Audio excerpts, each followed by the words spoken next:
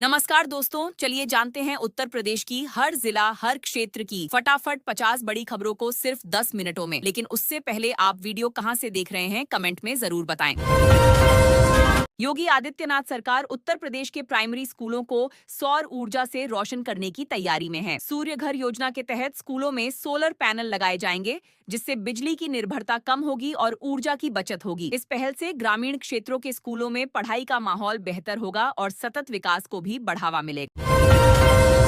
UP सरकार ने LPG और पीएनजी उपभोक्ताओं के लिए नए नियम सख्ती से लागू करने शुरू कर दिए हैं। एक परिवार एक कनेक्शन नीति के तहत एक ही घर में एक से अधिक गैस कनेक्शन पाए जाने पर कार्रवाई हो सकती है। सरकार डुप्लीकेट कनेक्शन बंद करेगी। उपभोक्ताओं को तुरंत अपने दस्तावेज अपडेट और सत्यापन कराना जरूरी है, वरना गैस कनेक्शन बंद हो सकता है। योगी आदित्यनाथ के नेतृत्व वाली यूपी सरकार ने किसानों को बड़ी राहत दी है। अब प्राकृतिक आपदाओं से फसल नुकसान होने पर क्षतिपूर्ति राशि सीधे किसानों के बैंक खातों में ट्रांसफर की जाएगी। इस नई व्यवस्था से पारदर्शिता बढ़ेगी और बिचौलियों की भूमिका खत्म होगी, जिससे किसानों को समय पर और पूरा मुआवजा मिल सकेगा। उत्तर प्रदेश में योगी आदित्यनाथ सरकार फ्लैट और प्लॉट खरीदने वालों को बड़ी राहत देने जा रही है। Uttar Pradesh real estate regulatory authority जल्द ही अपना एडवांस पोर्टल 2.0 लॉन्च करेगा, जिसमें आर्टिफिशियल इंटेलिजेंस की सुविधा होगी। नई व्यवस्था से खरीदार मिनटों में जान सकेंगे कि कौन सा बिल्डर भरोसेमंद है और कौन फर्जी या धोखेबाज। उत्तर प्रदेश में ओबीसी युवाओं के लिए फ्री कंप्यूटर ट्रेनिंग की पहल उनकी जिंदगी बदल रही है। योगी आदित्यनाथ सरकार की इस योजना के तहत युवाओं को डिजिटल स्किल्स सिखाई जा रही हैं, जिससे रोजगार के नए अवसर मिल रहे हैं। प्रशिक्षण के बाद कई युवा नौकरी और स्वरोजगार की दिशा में आगे बढ़ रहे हैं, जिससे आत्मनिर्भरता को बढ़ावा मिल रहा है। योगी आदित्यनाथ सरकार के सेवा से समृद्धि मॉडल के तहत उत्तर प्रदेश में डेयरी सेक्टर ग्रामीण अर्थव्यवस्था की मजबूत नींव बनता जा रहा है। पशुपालन विभाग उत्तर प्रदेश की योजनाओं से पशुपालकों की आय बढ़ रही है और दुग्ध उत्पादन में तेजी आई है। इससे ग्रामीण क्षेत्रों में रोजगार के अवसर बढ़े हैं और किसानों की आर्थिक स्थिति मजबूत हो रही है। जौनपुर में जनगणना 2027 की स्वगणना प्रक्रिया आज से शुरू हो गई है, जो 21 मई तक चलेगी। इस अभियान के तहत नागरिक स्वयं अपनी जानकारी ऑनलाइन या निर्धारित माध्यमों से दर्ज कर सकेंगे। इसका उद्देश्य जनगणना प्रक्रिया को अधिक सटीक, पारदर्शी और तेज बनाना है, जिससे सरकारी योजनाओं के लिए बेहतर आंकड़े उपलब्ध हो सकें। योगी आदित्यनाथ सरकार की मुख्यमंत्री सामूहिक विवाह योजना आर्थिक रूप से कमजोर परिवारों के लिए बड़ा सहारा बन रही है। इस योजना के तहत पात्र जोड़ों को करीब 1 लाख रुपए की सहायता दी जाती है, जिससे विवाह का खर्च आसान हो जाता है। इसका उद्देश्य गरीब परिवारों पर आर्थिक बोझ कम करना और सामाजिक सुरक्षा को मजबूत करना है। योगी आदित्यनाथ सरकार ने उत्तर प्रदेश में डिजिटल खतौनी प्रणाली को और मजबूत किया है। अब नागरिक घर बैठे ही भूमि रिकॉर्ड की प्रमाणित प्रति प्राप्त कर सकते हैं। इस ऑनलाइन व्यवस्था से लोगों को तहसील के चक्कर नहीं लगाने पड़ेंगे और समय की बचत होगी। डिजिटल प्रणाली से पारदर्शिता बढ़ेगी और जमीन से जुड़े कामकाज अधिक आसान और तेज हो जाएंगे। कर्मचारियों के लिए बड़ी खुशखबरी सामने आई है। भारत सरकार के नए लेबर कोड के तहत अब कर्मचारियों का हर साल मुफ्त फुल बॉडी चेकअप कराया जाएगा। इस पहल का उद्देश्य कर्मचारियों के स्वास्थ्य की नियमित निगरानी और समय पर इलाज सुनिश्चित करना है। नई व्यवस्था लागू होने के बाद कंपनियों को यह सुविधा देना अनिवार्य होगा, जिससे लाखों कर्मचारियों को सीधा लाभ मिलेगा। योगी आदित्यनाथ सरकार की योजनाओं से उत्तर प्रदेश में गो सेवा ग्रामीण समृद्धि का नया मॉडल बनती जा रही है। गौशालाओं के विकास और पशुपालन को बढ़ावा मिलने से दुग्ध उत्पादन में वृद्धि हुई है। इससे ग्रामीण युवाओं और पशुपालकों की आय में सुधार हुआ है। यह पहल ग्रामीण अर्थव्यवस्था को मजबूत करने में अहम भूमिका निभा रही है। गाजीपुर में शिक्षा व्यवस्था को लेकर चिंता बढ़ गई है, जहां 120 सरकारी स्कूलों में नए सत्र में एक भी छात्र का प्रवेश नहीं हुआ। यह स्थिति ग्रामीण शिक्षा की कमजोर स्थिति और छात्रों के निजी स्कूलों की ओर रुझान को दर्शाती है। प्रशासन अब इन स्कूलों में नामांकन बढ़ाने और शिक्षा गुणवत्ता सुधारने के लिए विशेष रणनीति बनाने पर विचार कर रहा है। योगी आदित्यनाथ सरकार के कार्यकाल में उत्तर प्रदेश में रेल कनेक्टिविटी को नई गति मिल रही है। भारतीय रेल की सीतापुर बुढ़वल लाइन परियोजना से क्षेत्रीय परिवहन को मजबूती मिलेगी और कनेक्टिविटी बेहतर होगी। इस विकास से माल ढुलाई और यात्री सेवाओं में सुधार होगा, जिससे देश के ट्रांसपोर्ट नेटवर्क को नया आयाम मिलने की उम्मीद है। गाजियाबाद के खिलाड़ियों का जज्बा मिसाल बन गया जब ओलंपियन सूरी लहूलुहान पैरों के बावजूद 26 किलोमीटर तक दौड़ते रहे। दर्द और मुश्किलों को नजरअंदाज कर उन्होंने हिम्मत और समर्पण की अद्भुत मिसाल पेश की। उनके इस जज्बे ने न सिर्फ खिलाड़ियों बल्कि आम लोगों को भी प्रेरित किया है कि लक्ष्य के लिए जुनून और हौसला सबसे बड़ा हथियार होता है। योगी आदित्यनाथ ने बताया कि उत्तर प्रदेश की रक्षा इकाइयों में करीब 35,000 करोड़ रुपए के निवेश के प्रस्ताव मिले हैं। इस निवेश से रक्षा उत्पादन को बढ़ावा मिलेगा और बड़े पैमाने पर रोजगार के अवसर सृजित होंगे। सरकार का लक्ष्य प्रदेश को डिफेंस मैन्युफैक्चरिंग का प्रमुख हब बनाना है, जिससे आर्थिक विकास को नई गति मिलेगी। इलाहाबाद संग्रहालय में दिव्यांगजन बच्चों के लिए अनुभव वीथिका का उद्घाटन किया गया। इस विशेष पहल का उद्देश्य बच्चों को स्पर्श, ध्वनि और दृश्य माध्यमों के जरिए सीखने का अनूठा अनुभव देना है। यह वीथिका समावेशी शिक्षा को बढ़ावा देगी और दिव्यांग बच्चों को सांस्कृतिक व शैक्षिक गतिविधियों से जोड़ने में महत्वपूर्ण भूमिका निभाएगी। उत्तर प्रदेश में पशुपालन विभाग उत्तर प्रदेश हरे चारे का उत्पादन बढ़ाने की तैयारी में जुट गया है। विभाग ने पशुपालकों को उन्नत बीज, तकनीकी सहायता और प्रशिक्षण देने की योजना बनाई है। इस पहल से पशुओं के पोषण में सुधार होगा और दुग्ध उत्पादन बढ़ेगा, जिससे किसानों और पशुपालकों की आय में इजाफा होने की उम्मीद है।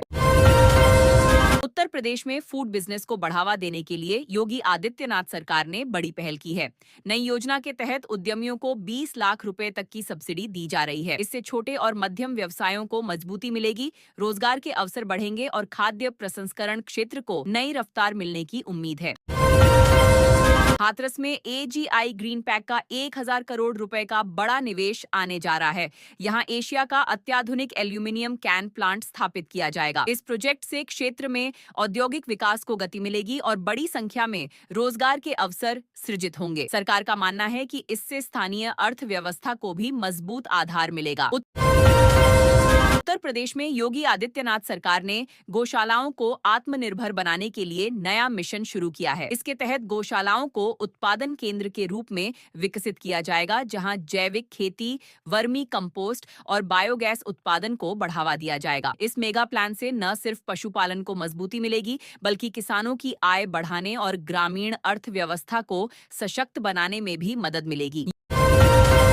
योगी आदित्यनाथ सरकार की ODOC योजना के तहत उत्तर प्रदेश के 75 जिलों के पारंपरिक व्यंजनों को नई पहचान मिल रही है। इस पहल से स्थानीय स्वाद और खाद्य परंपराओं को बढ़ावा दिया जा रहा है। साथ ही छोटे कारोबारियों और उद्यमियों को रोजगार के अवसर भी मिल रहे हैं। योजना प्रदेश के खाद्य उत्पादों को राष्ट्रीय और वैश्विक मंच तक पहुंचाने में अहम भूमिका निभा रही है। उत्तर प्रदेश में सीतापुर और मथुरा की नई रेल लाइनों को मंजूरी मिल गई है। इससे वृंदावन और नैमिषारण्य जैसे धार्मिक स्थलों तक पहुंच आसान होगी। इस परियोजना से मध्य प्रदेश और राजस्थान समेत 3 राज्यों को सीधा लाभ मिलेगा। रेल कनेक्टिविटी बढ़ने से पर्यटन और व्यापार को गति मिलेगी और स्थानीय रोजगार के अवसर भी बढ़ेंगे होंगे।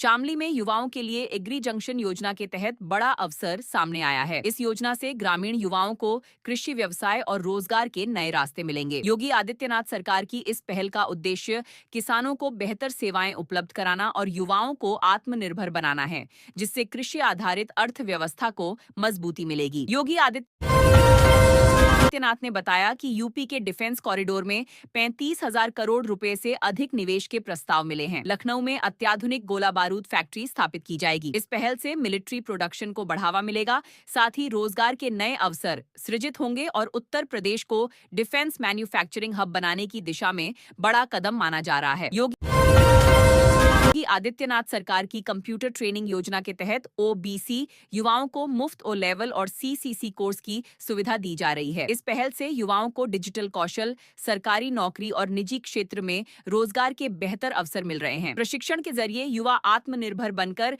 डिजिटल इंडिया अभियान में अपनी भागीदारी बढ़ा रहे हैं।